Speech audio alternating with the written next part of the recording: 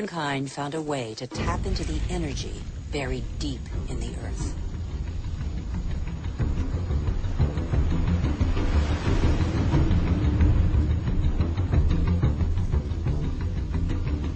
These flames are also from plants, a pocket of sunlight, pure energy, the energy of the sun, captured over millions of years by millions of plants more than 100 million years ago. It's coal, it's gas, and above all, it's oil.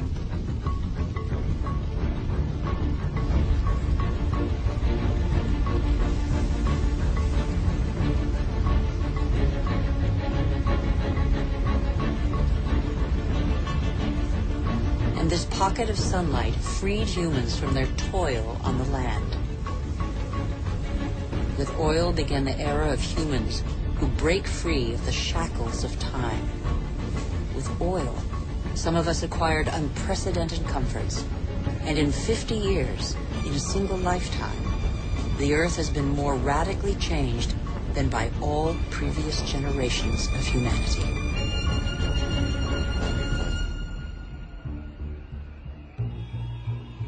Faster and faster. In the last 60 years, the Earth's population has almost tripled, and over 2 billion people have moved to the cities.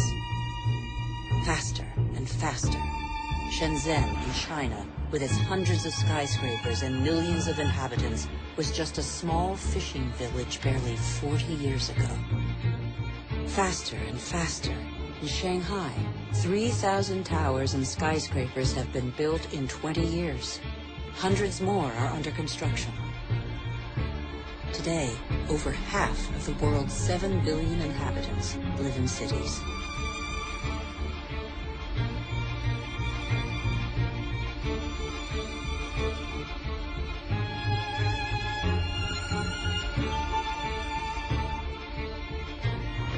New York, the world's first megalopolis, is the symbol of the exploitation of the energy the earth supplies to human genius. The manpower of millions of immigrants, the energy of coal, the unbridled power of oil.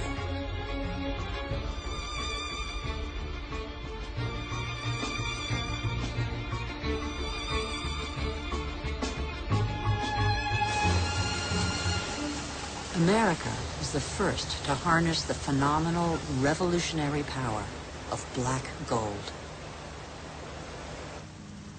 In the fields, machines replaced men. A liter of oil generates as much energy as 100 pairs of hands in 24 hours. In the United States, only 3 million farmers are left. They produce enough grain to feed 2 billion people. But most of that grain is not used to feed people. Here, and in all other industrialized nations, it's transformed into livestock feed or biofuels.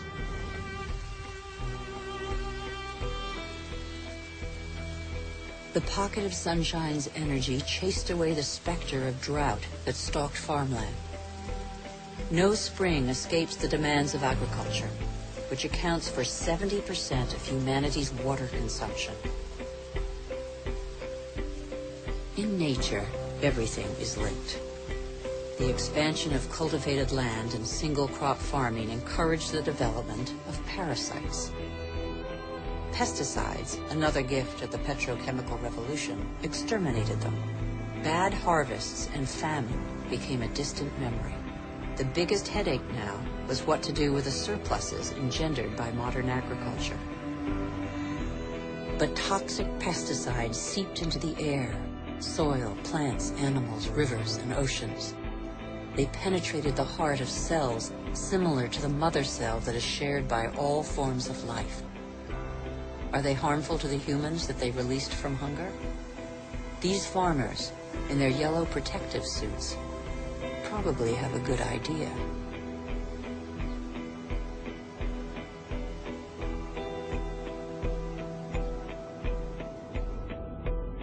Then came fertilizers, another petrochemical discovery. They produced unprecedented results on plots of land thus far ignored.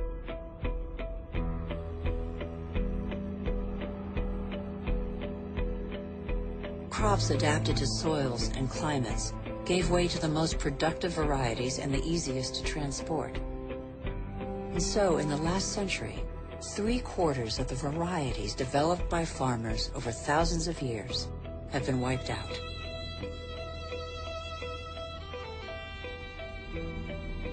As far as the eye can see, fertilizer below, plastic on top. The greenhouses of Almeria in Spain are Europe's vegetable garden. A city of uniformly sized vegetables waits every day for the hundreds of trucks that will take them to the continent's supermarkets. The more a country develops, the more meat its inhabitants consume.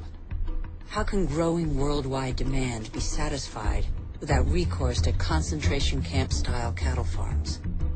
Faster and faster, like the life cycle of livestock which may never see a meadow. Manufacturing meat faster than the animal has become a daily routine. In these vast food lots trampled by millions of cattle, not a blade of grass grows.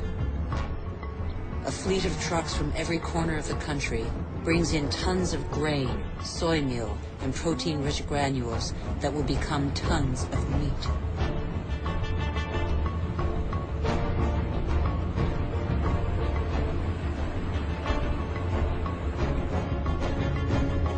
The result is that it takes 100 liters of water to produce 1 kilogram of potatoes, 4,000 liters for 1 kilo of rice, and 13,000 liters for 1 kilo of beef, not to mention the oil guzzled in the production process and transport.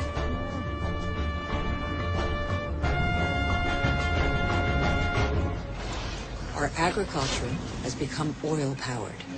It feeds twice as many humans on Earth, but has replaced diversity with standardization. It has offered many of us comforts we could only dream of, but it makes our way of life totally dependent on oil. This is the new measure of time.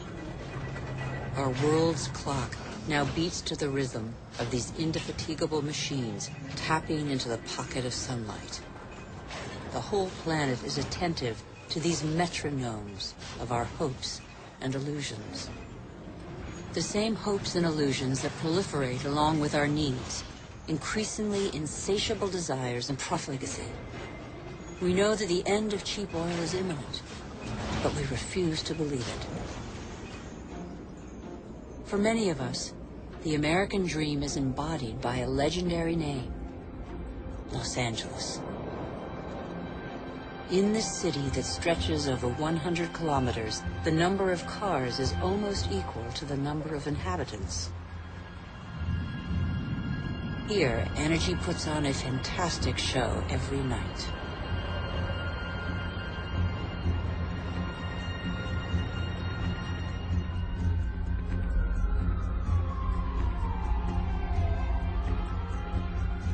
The days seem to be no more than the pale reflection of nights that turn the city into a starry sky.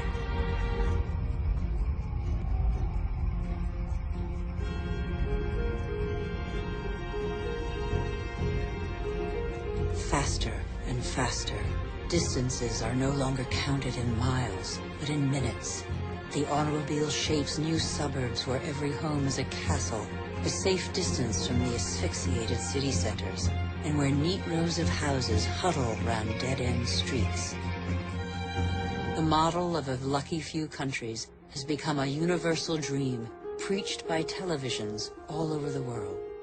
Even here in Beijing, it is cloned, copied, and reproduced in these formatted houses that have wiped pagodas off the map.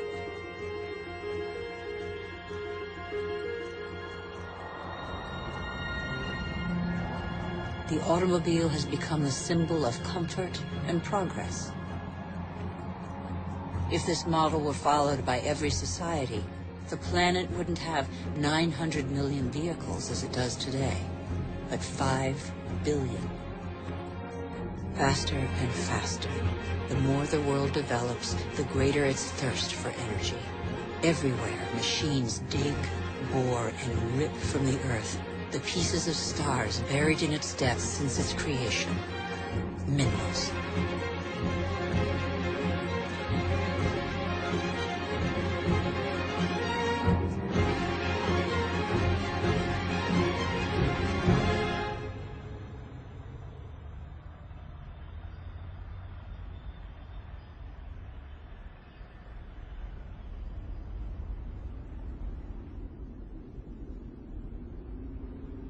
as a privilege of power, 80% of this mineral wealth is consumed by 20% of the world's population. Before the end of this century, excessive mining will have exhausted nearly all the planet's reserves.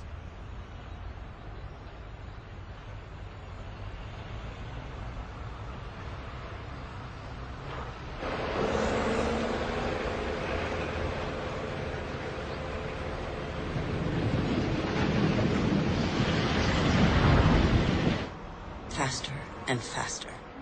Shipyards churn out oil tankers, container ships and gas tankers to cater for the demands of globalized industrial production.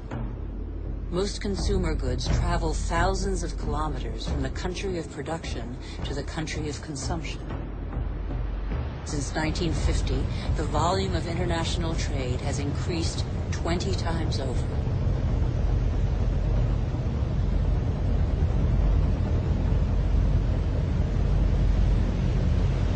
Ninety percent of trade goes by sea.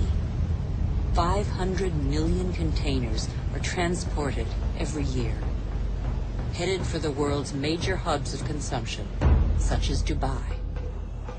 Dubai is a sort of culmination of the Western model, a country where the impossible becomes possible, building artificial islands in the sea, for example.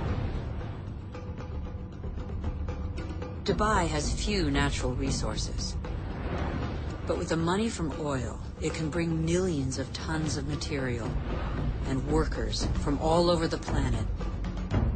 Dubai has no farmland, but it can import food. Dubai has no water, but it can afford to expend immense amounts of energy to desalinate seawater and build the highest skyscrapers in the world. Dubai has endless sun, but no solar panels. It is the totem to total modernity that never fails to amaze the world.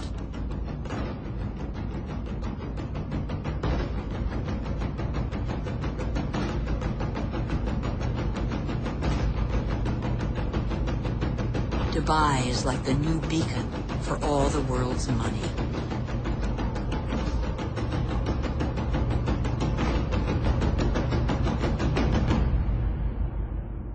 Nothing seems further removed from nature than Dubai, although nothing depends on nature more than Dubai.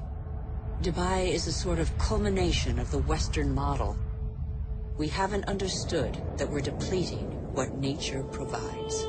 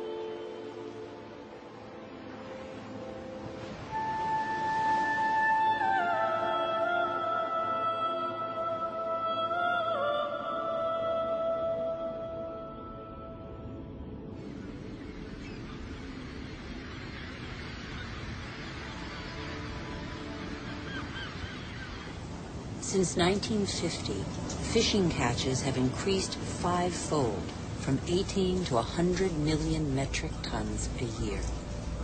Thousands of factory ships are emptying the oceans. 3/4 of fishing grounds are exhausted, depleted, or in danger of being so. Most large fish have been fished out of existence since they have no time to reproduce.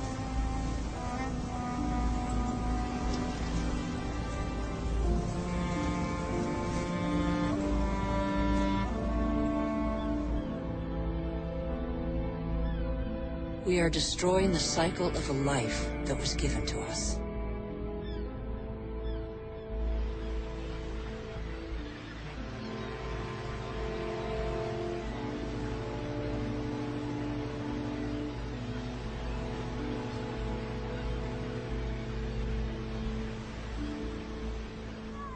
At the current rate, all fish stocks are threatened with exhaustion.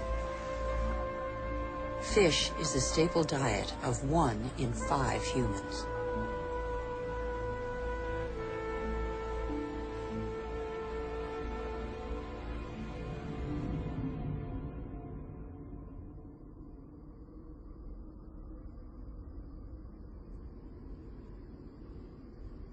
We have forgotten that resources are scarce.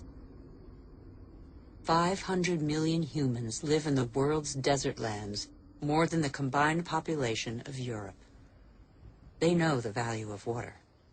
They know how to use it sparingly.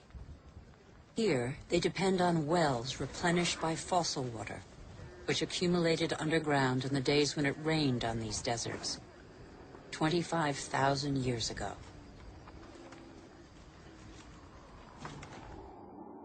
Fossil water also enables crops to be grown in the desert to provide food for local populations. The field's circular shape derives from the pipes that irrigate them around a central pivot. But there is a heavy price to pay. Fossil water is a non-renewable resource.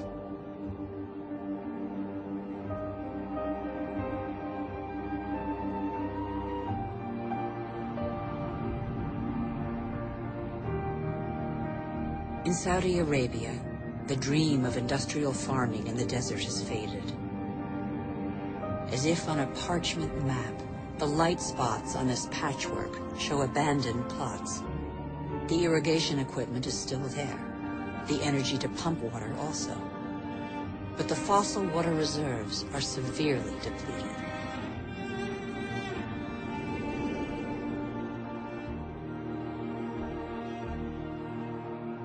Israel turned the desert into arable land.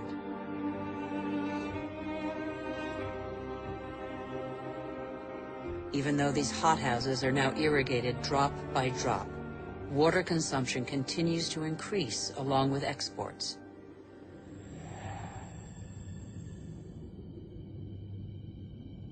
The once mighty River Jordan is now just a trickle.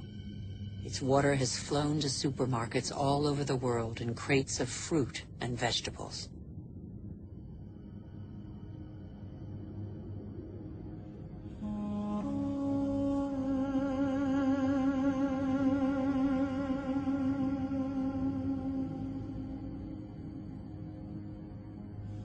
The Jordan's fate is not unique.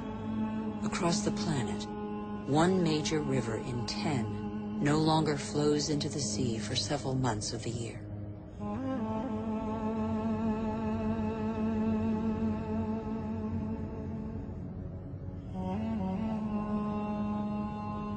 Deprived of the Jordan's water, the level of the Dead Sea goes down by over 1 meter per year.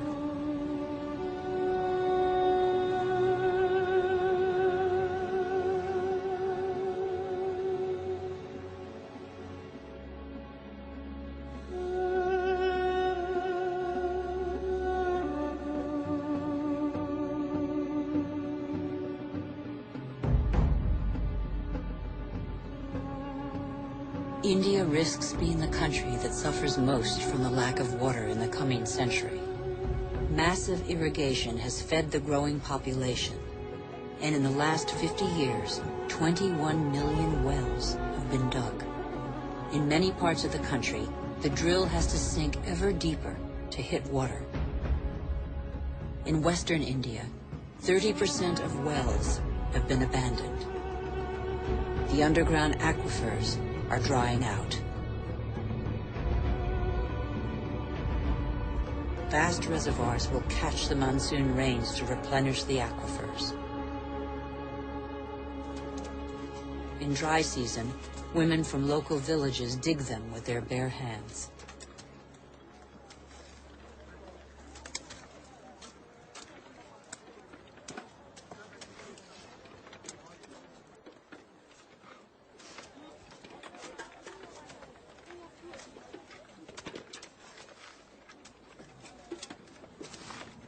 Thousands of kilometers away, 800 to 1,000 liters of water are consumed per person per day. Las Vegas was built out of the desert. Millions of people live there. Thousands more arrive every month. The inhabitants of Las Vegas are among the biggest consumers of water in the world.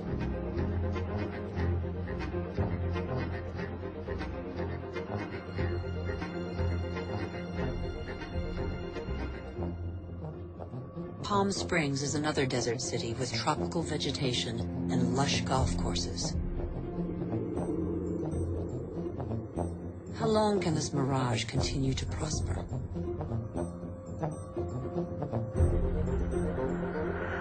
The Earth cannot keep up. The Colorado River, which brings water to these cities, is one of those rivers that no longer reaches the sea. Water levels in the catchment lakes along its course are plummeting.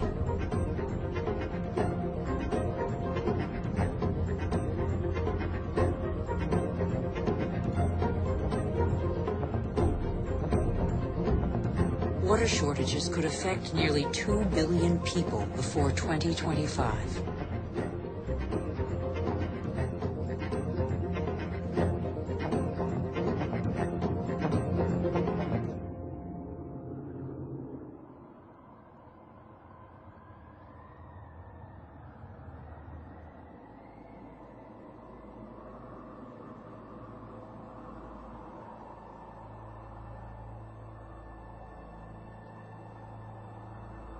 The wetlands represent 6% of the surface of the planet. Under their calm water lies a veritable factory where plants and microorganisms patiently filter the water and digest all the pollution. These marshes are indispensable environments for the regeneration and purification of water. They are sponges that regulate the flow of water. They absorb it in the wet season and release it in the dry season.